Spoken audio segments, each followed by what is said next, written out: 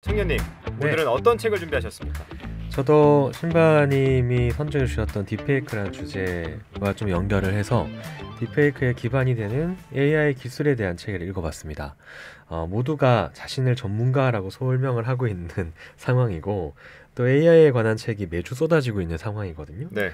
그래서 책을 고르는데 오히려 더 시간이 좀 많이 걸렸고 오. 오늘 고른 책은 모 가뎃이라는 사람이 쓴 AI 쇼크 다가올 미래라는 책입니다. 이번에는 내용의 중점을 좀 두기보다도 저자를 중심으로 책을 좀 골랐어요. 그럼 모가댓이라는 사람이 중요했겠군요. 네, 이 모가뎃이라는 사람은 23년 동안 구글에서 일을 했던 전문가입니다.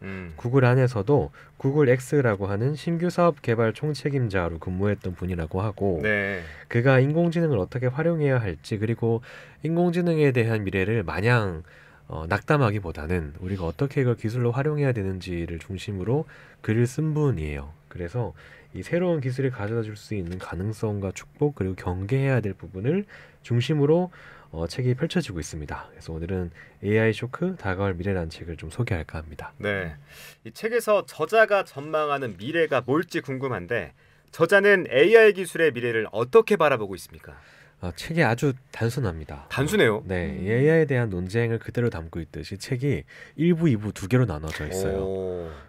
아주 직관적으로 책을 편집을 좀 해뒀고 1부는 네. 디스토피아의 공포라는 이름이 붙어 있습니다. 음흠. 그러니까 어떤 인공지능의 미래가 절망 그 자체일 것이다. 부정적인 관점이네요. 맞아요. 표현하고 있고 다른 하나 2부는 유토피아로 가는 길로 표시가 되어 있습니다. 정반대네요. 네, 정반대. 긍정적인 관점인데. 맞아요. 그래서 지금 인공지능 기술이 디스토피아와 유토피아 이렇게 두 개로 아주 첨예하게 대립을 하고 있습니다. 네. 둘 다 명확한 근거는 아직까지는 없어요. 그 전망인 거죠. 인공지능의 기술이 이래 왔기 때문에 각자의 논리 구조 안에서 디스토피아와 유토피아로 전망을 하고 있는 상황입니다. 네. 근데 저자는 그럼에도 인공지능 기술이 인류 지성과 삶의 문제를 해결하는데 아주 크게 기여를 할 수밖에 없을 것이다 라고 기술적으로 분석을 하고 있고요. 인공지능 기술이 이 머지않아 인류를 집어삼킬 거고 큰 재앙에 직면할 거란 입장도 함께 전하면서 그럼에도 그 나름의 자기만의 전망을 펼쳐내고 있는 책입니다.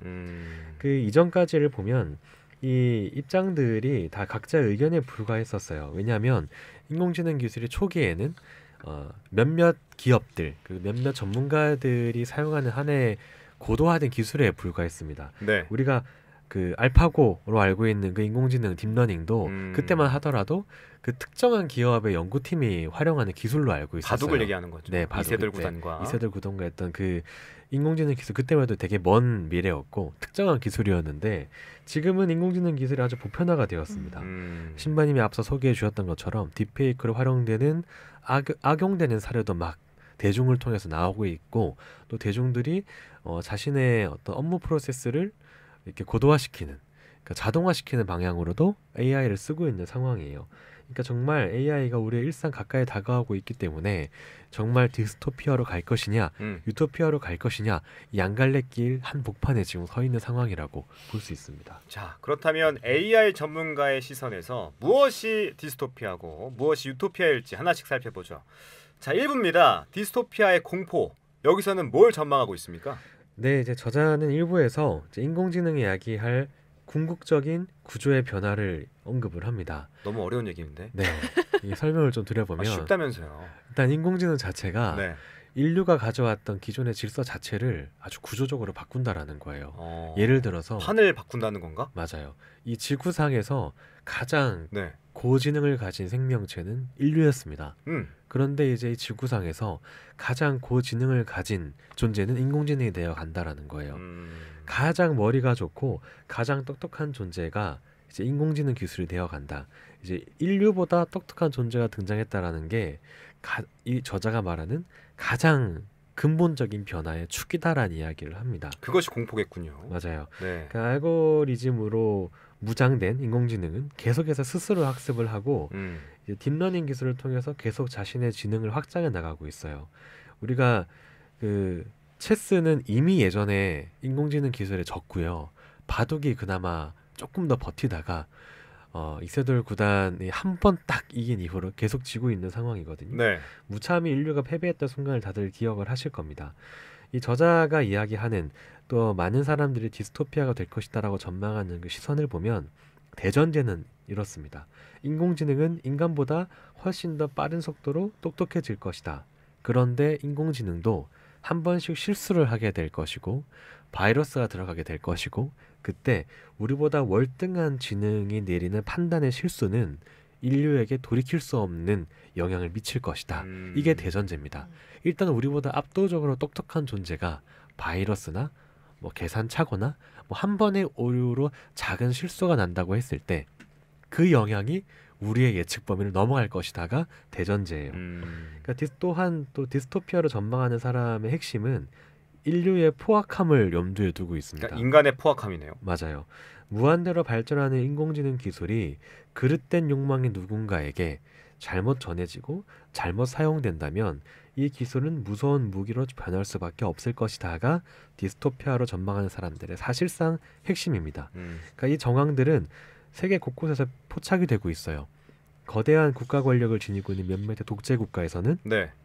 이미 인공지능 기술을 대중을 감시하는 기술로 방법으로 활용을 하고 있고 몇몇 개인들은 인공지능 기술로 성착취를 위한 프로그램을 개발을 하거나 아니면 타인의 저작권을 무단으로 도용해서 개인의 수익을 챙기는 방향으로 쓰기도 합니다. 맞아요. 우리 유튜브도 쇼츠를 만든 사람 대부분을 보면 자신의 개인 창작물이 거의 없어요. 맞아요. 누군가의 유튜브를 그대로 따와서 AI 기술로 그 쇼츠화로 만들어서 수익을 챙겨 나가고 있는 상황입니다. 그러니까 핵심을 정리하면 인공지능 기술로 인한 디스토피아는 두 가지로 나아간다라는 거예요. 바이러스로 인한 인공지능 자체의 고도화된 지능의 실수가 우리에게 큰 영향을 미치거나 아니면 두 번째로 악한 마음을 품은 인간에 의해서 이 기술이 악용되면 디스토피아가 펼쳐질 것이다가 이 전망입니다. 결국 디스토피아로 전망하는 시선의 핵심은 기술의 통제력이 예측 불가하다라는 점입니다. 미래에 대한 불투명한 전망에 비해 기술은 너무 압도적인 상황, 이 불균형이 재앙을 만들 것이라는 시선이 느껴지는군요. 자, 그렇다면 반대로 유토피아로 보는 관점은 어떻습니까? 네, 인공지능이 만들 미래를 긍정하는 이들은 오히려 이 인공지능의 끊임없는 학습 능력을 강조를 하고 있습니다. 학습 능력. 네, 인공지능이 마치 이 어린아이처럼 우리가 무엇을 제공하는지를 계속 궁금해하고 네. 끊임없이 흡수하는 존재가 여기에 희망이 있다라는 걸 말하고 있어요. 그러니까 인공지능이 우리의 도구나 노예라는 게 아니고 마치 자식처럼 대해야 한다라는 이야기도 하고 있습니다. 자식이라. 네, 어린아이를 교육시키듯이 네. 우리가 인공지능을 계속해서 끊임없이 포기하지 말고 학습을 해야 한다라는 거예요. 이 학습 가능성이 새로움을 전해줄 수 있다라는 걸 이야기를 합니다.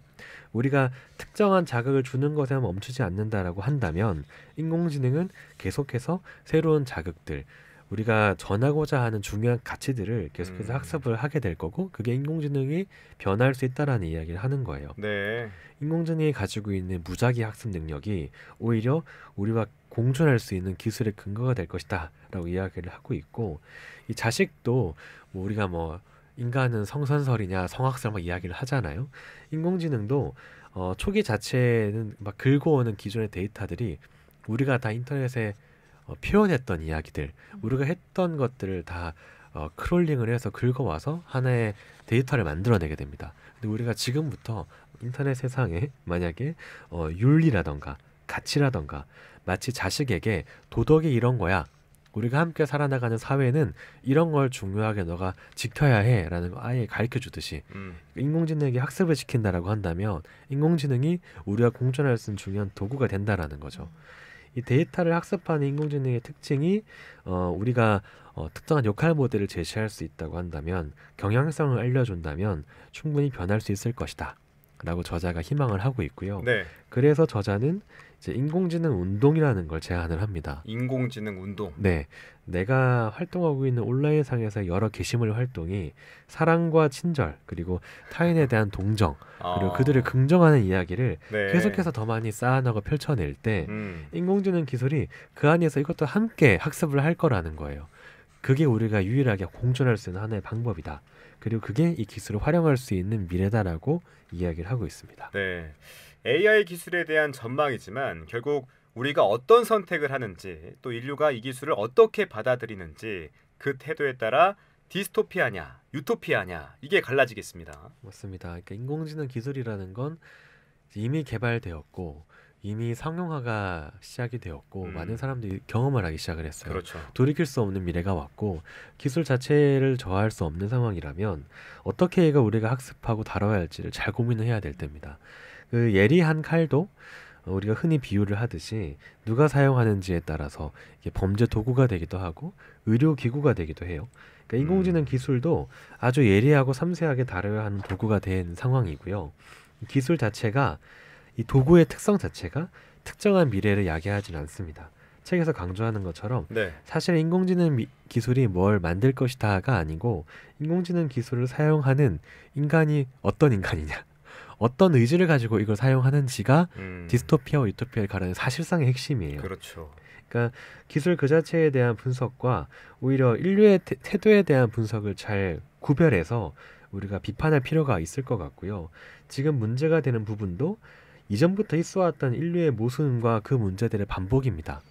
이미 인간은 그 이전부터 약한 사람에 대한 착취를 해왔고 여성에 대한 성적 대상화를 계속 해왔어요. 근데 그게 또 인공지능 기술로 가시화가 되고 있는 상황인 거고, 그렇다면 인공지능 기술이 정말 문제인 거냐, 아니면 그걸 잘 사용하지 못하는 인간이 문제인 거냐, 이 당위성가에 지금 가고 있는 상황인 거죠. 인류가 해소하지 못했던 갈등들을 지금 오히려 인공지능 기술이 우리가 해소할 수도 있을 거야. 우리가 계속해서 학습하고 있는 기술이기 때문에 더 좋은 작을 넣어준다면 어쩌면 달라질 수 있을 거야가 지금의 전망이기도 합니다. 네. 그러니까 사실 인공지능에 관련된 여러 컨텐츠를 보면 시장이 양분되어 있어요.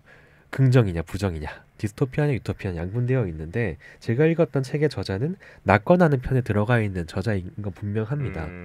그런데 함께 좀 중요하게 봐야 될 부분은 인공지능 기술을 통해서 드러내야 할 부분이 어떤 기술 자체의 불합리성보다는 인류 자체의 악한 면, 이거 우리가 조금 더 주목해 봐야 될 건 같다. 저는 긍정하는 부분이고요.